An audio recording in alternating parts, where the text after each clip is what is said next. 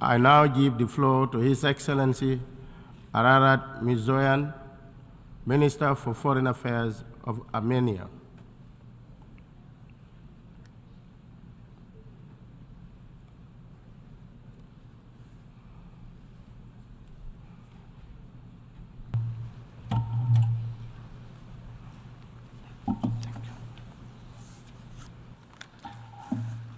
Honorable Mr. President, Excellencies, ladies and gentlemen.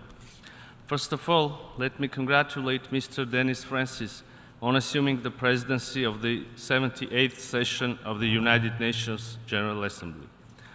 I will not be the first and definitely not the last speaker in this august body who will identify global threats for democracies, challenges for security, violations of the principles and purposes of the UN Charter, including non-use of force and peaceful resolution of conflicts as a main source of instability and tension in the world. The devastating developments of the past years, which disrupted the security architecture in the world and especially in Europe, have significantly damaged multilateralism. If a couple of years ago we were contemplating the decline of multilateralism, today we see erosion of that very tenet and its foundations, such as international law, human rights, and cooperative security. This is not just a theoretical interference, but a reality with which the Armenian people in the South Caucasus are coping for the last 3 years. The repetitive aggression of Azerbaijan against the sovereign territory of the Republic of Armenia and military attacks against the people of Nagorno-Karabakh significantly disrupts peace and stability in our region, massively violates human rights and humanitarian law, representing existential threat for Armenians. My government, having a sincere belief and aspiration to establish peace and stability in our region, has made significant and duly recorded efforts to this end. Alas, we do not have a partner for peace, but a country who openly declares that might has right and constantly uses force to disrupt the peace process. Literally a year ago, from this very stage, the Prime Minister of Armenia presented the fact of aggression and occupation of the Republic of Armenia's sovereign territories by neighboring Azerbaijan. Since then, the situation has deteriorated even more, and today I have to present yet another very recent act of large-scale offensive, this time against the indigenous people of Nagorno-Karabakh, in blatant violation of the international law and trilateral statement of November 9, 2020. It happened this week, and the timing was not accidental. It shows open disregard and defiance of Azerbaijan against the international community who gathered here in New York. The message is clear. You all can talk about peace, and we can go to war, and you will not be able to change anything. The 120,000 people whose sole aspiration is to live and create in peace and dignity in their ancestral homeland, and who have already been suffering under the 9-month blockade and siege by Azerbaijan, were subjected to military attack by tens of thousands of troops. In the course of this inhumane attack, the whole territory of Nagorno-Karabakh, Stepanakert, and other towns and settlements came under intense and indiscriminate shelling with heavy weaponry, such as rockets, artillery, combat UAVs, aviation, including prohibited cluster munition. This atrocious large-scale offensive, which claimed hundreds of lives, including of women and children, was cynically defined as a local counter-terrorist operation.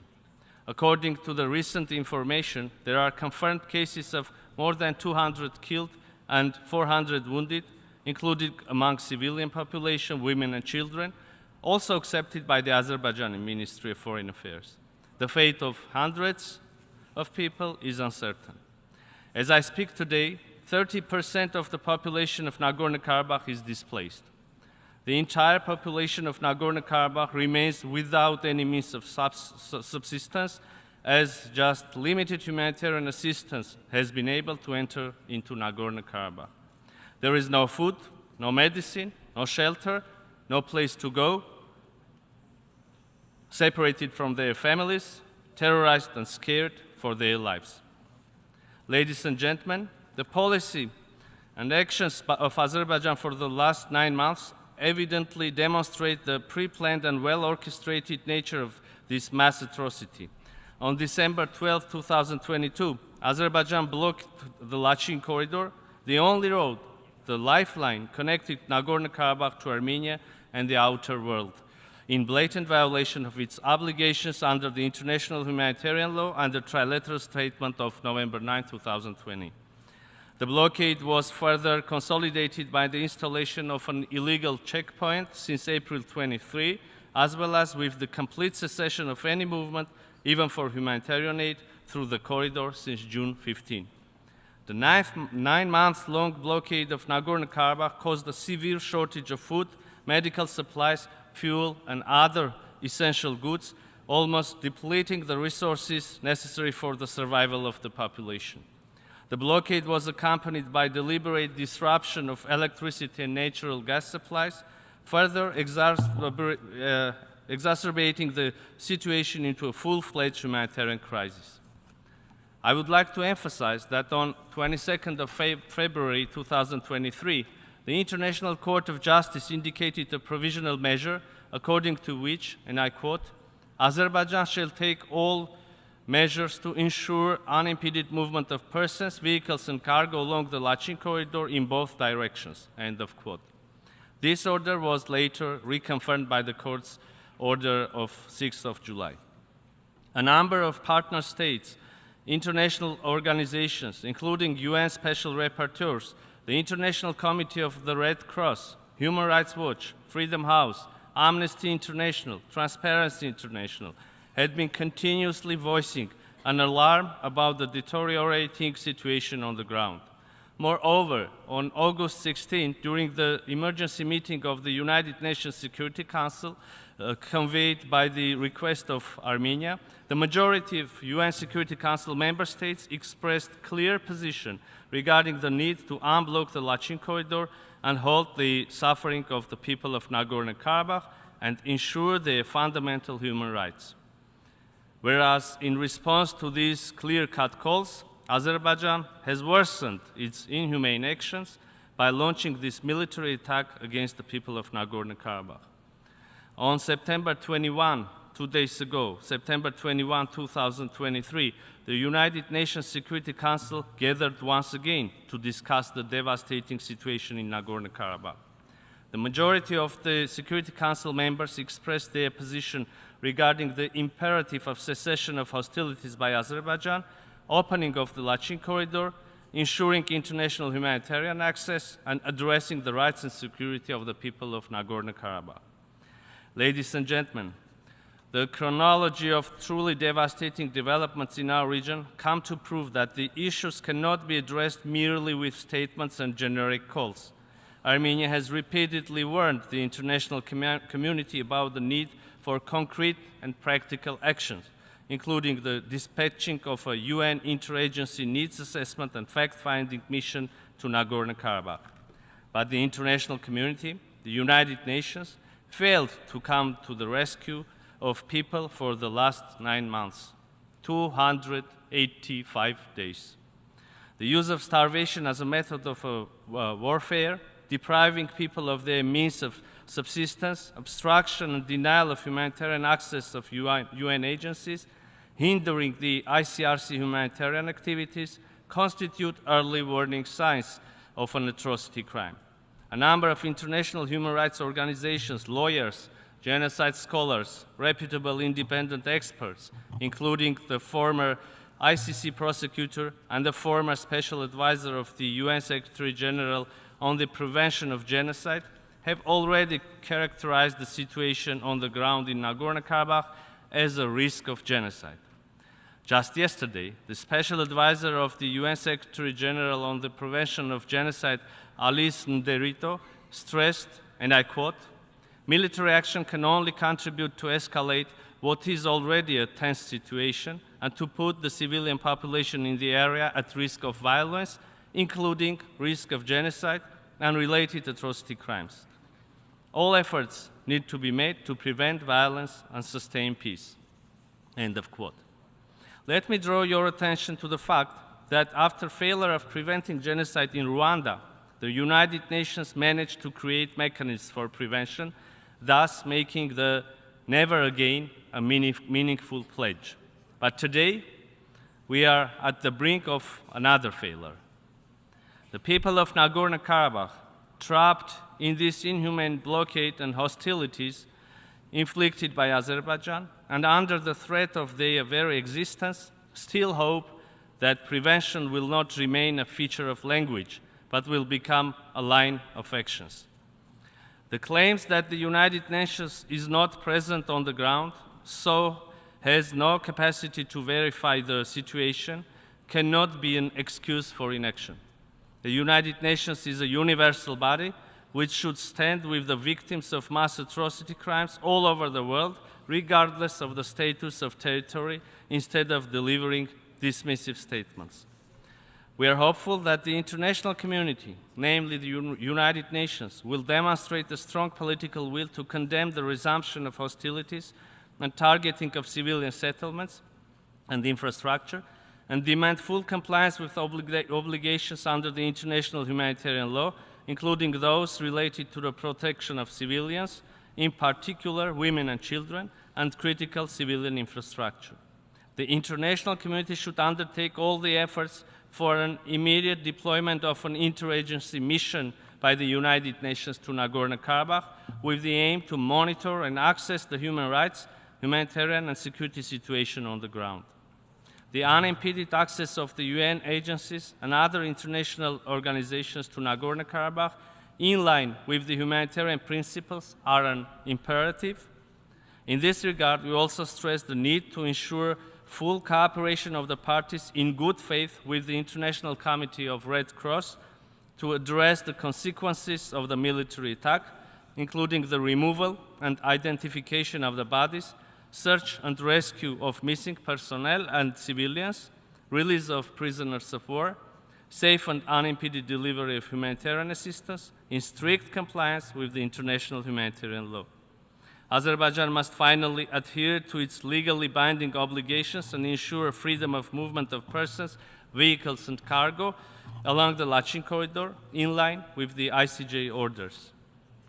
We firmly believe that relevant mechanisms must be introduced to ensure the return of persons displaced in the course of the recent military attack, as well as persons and refugees displaced as a result of 2020's war to their homes in the territory of Nagorno-Karabakh and adjacent regions under the monitoring and control of the UN relevant agencies, as it was foreseen in the trilateral statement of November 9, 2020.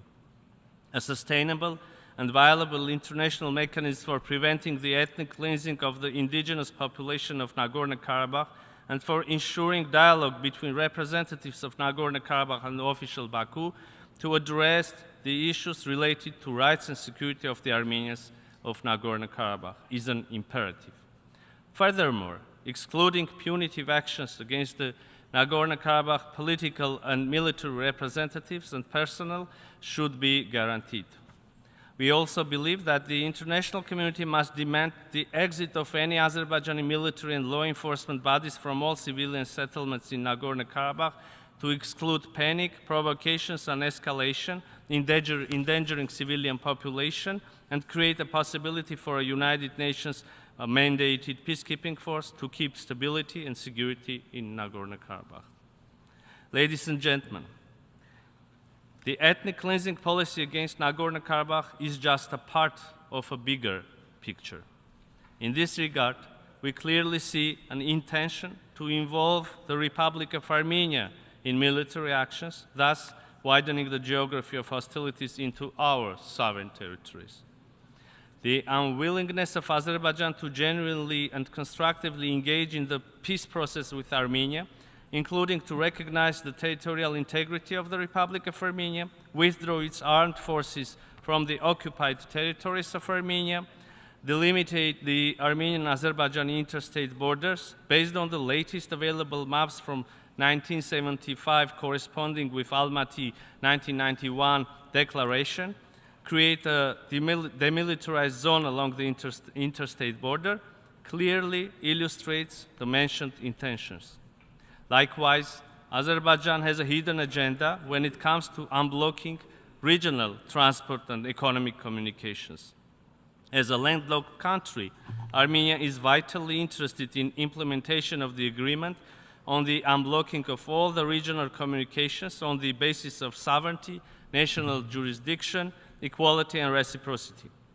Armenia is a long-standing advocate of the inclusive and equitable transport connectivity with the view to promote trade, cooperation, and people-to-people contacts, whereas our neighbors continue to impose the 3 decades-long blockade of Armenia as part of its well-established policy of economic coercion of my country. The so-called corridor logic promoted by Baku and their hidden and open sponsors is aimed at undermining the sovereignty and territorial integrity of Armenia and justifying its territorial claims. The narrative generated by them, along with the use of force by Azerbaijan, both against the Republic of Armenia and the people of Nagorno-Karabakh, shows that forcefully imposing on Armenia an extraterritorial corridor, a corridor that will pass through the territory of Armenia but will not be out of our control, can be the next target. This is unacceptable for us and should be unacceptable for the international community. Mr. President, despite all the challenges, Armenia continues to engage in the negotiations to achieve normalization of relations and establishment of lasting peace in the region, and supports the efforts of the international partners to this end. Respect for territorial integrity and sovereignty within the internationally recognized borders, addressing the underlying causes of the conflict, namely the rights and security of the people of Nagorno-Karabakh, are the foundation of a lasting peace. In the end, let me state that the people of Armenia will firmly stand for our sovereignty, independence, and democracy, and will overcome the hybrid war unleashed against us. And I thank you. I thank the Minister for Foreign Affairs of Armenia.